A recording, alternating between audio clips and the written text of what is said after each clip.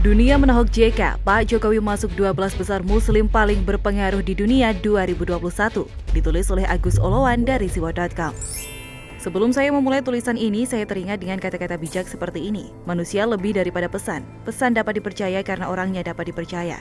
Nah, ketika Pak Jokowi mencalonkan diri menjadi Gubernur DKI Jakarta menggandeng seorang Ahok, apalagi waktu itu pengetahuan saya akan Pak Jokowi diperkuat dengan buku berjudul Jokowi, Spirit Bantaran Kali Anyar, semakin menguatkan saya bahwa Pak Jokowi orang yang tidak membeda-bedakan agama, suku, dan ras.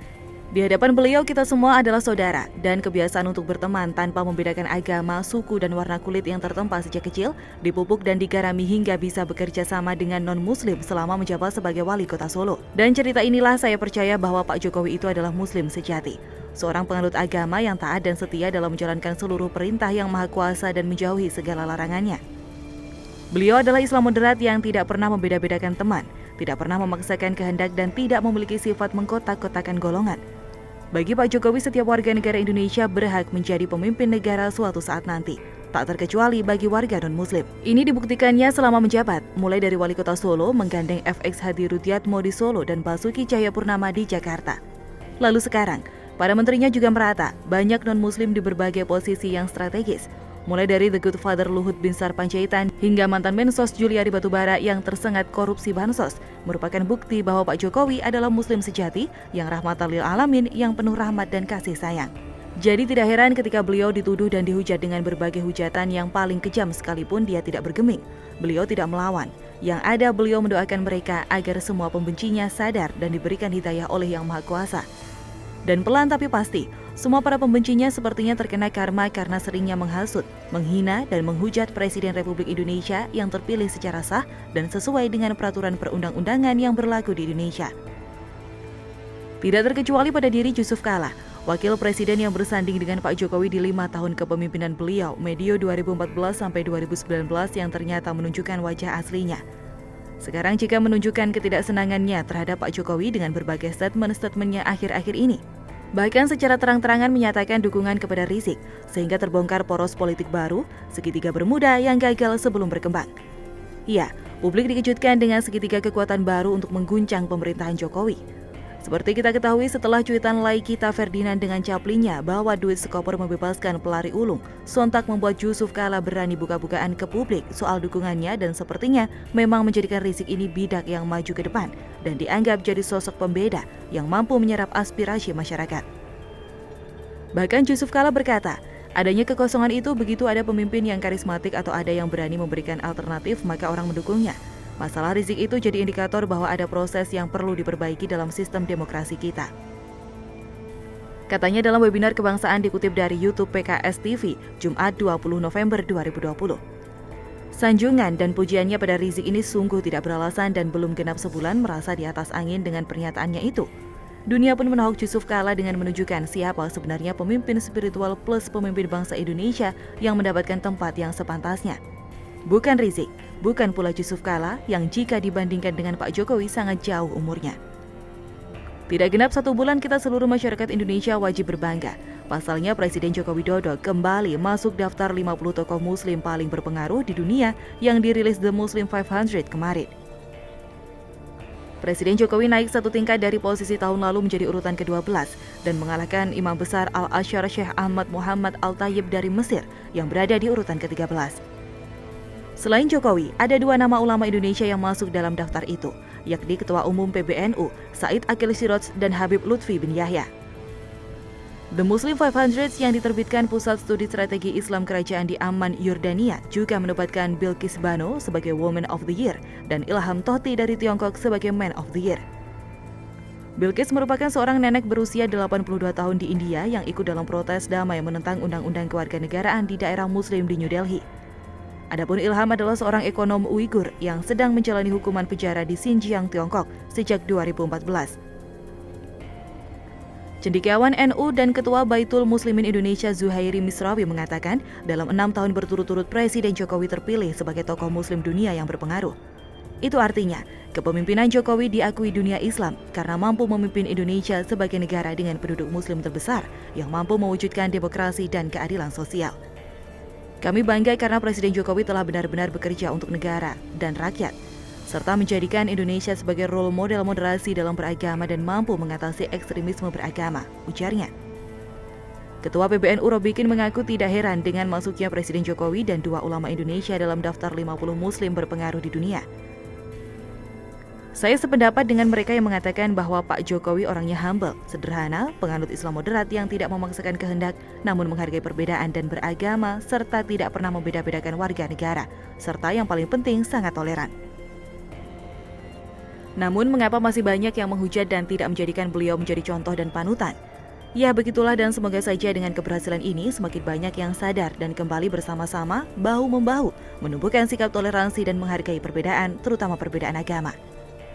Dan semoga dengan fakta Pak Jokowi di urutan ke-12 tokoh muslim paling berpengaruh di dunia tidak membuat Yusuf Kala baper, dan semoga mengakui kesalahan dan kekhilafannya dengan menyebut adanya kekosongan kepemimpinan, sadar bahwa itu bukan untuk Pak Jokowi, tetapi untuk Gubernur DKI Jakarta.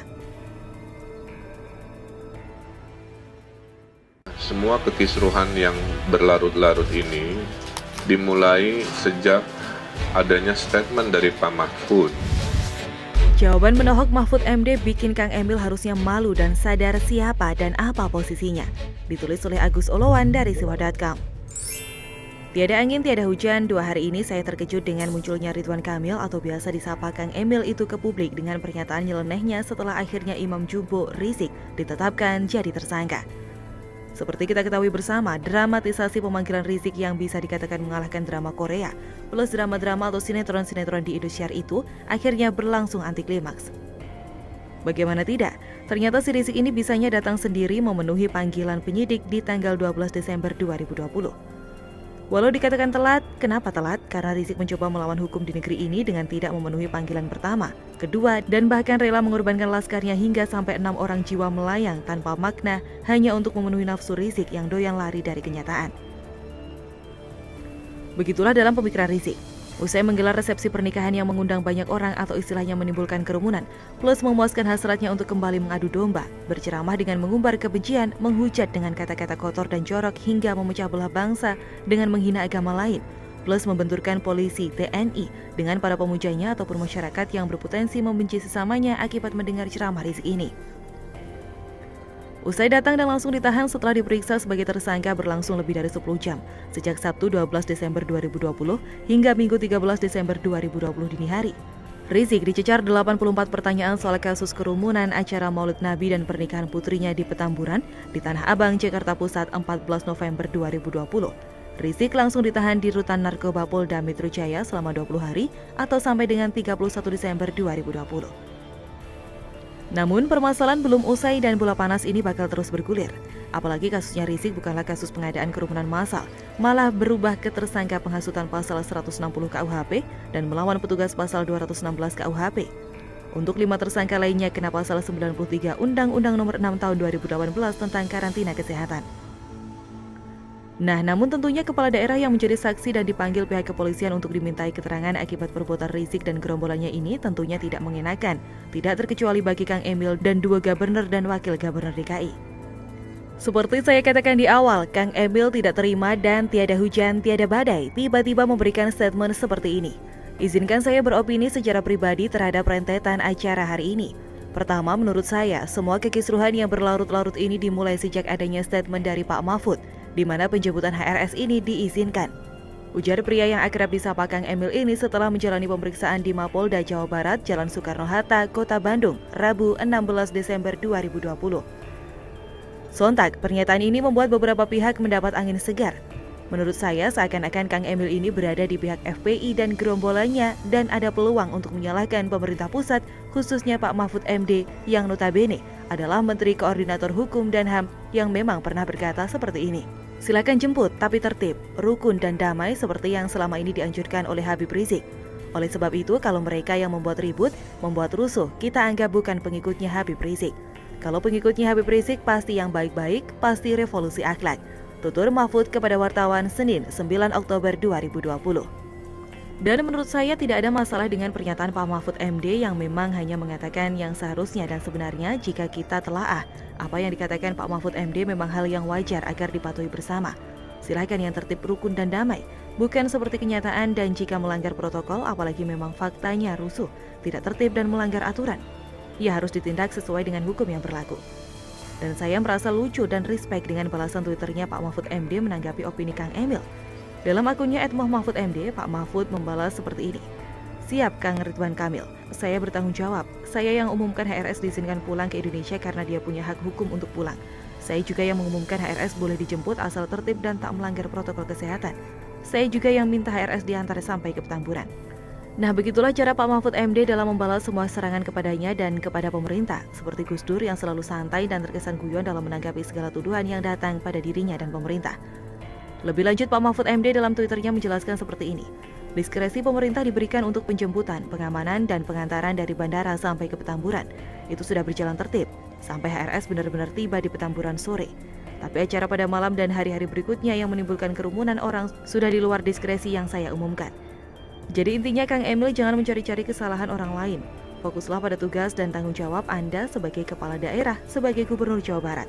Anda dipanggil polisi usai adanya kerumunan di Megamendung, tepatnya di Pondok Pesantren Alam Agrokultural Markas Syariah Megamendung, Kabupaten Bogor, yang didatangi Rizik dan terjadi kerumunan. Ya, Anda sebagai gubernurnya harus bertanggung jawab, bukannya cuci tangan dan malah menyalahkan Pak Menko Polhukam yang hanya memberikan statement soal kepulangan Rizik ke tanah air. Jadi intinya, jawaban Pak Mahfud MD cukup menohok Kang Emil dan semoga perang argumen ini benar-benar terselesaikan dengan damai dan adem. Salam damai.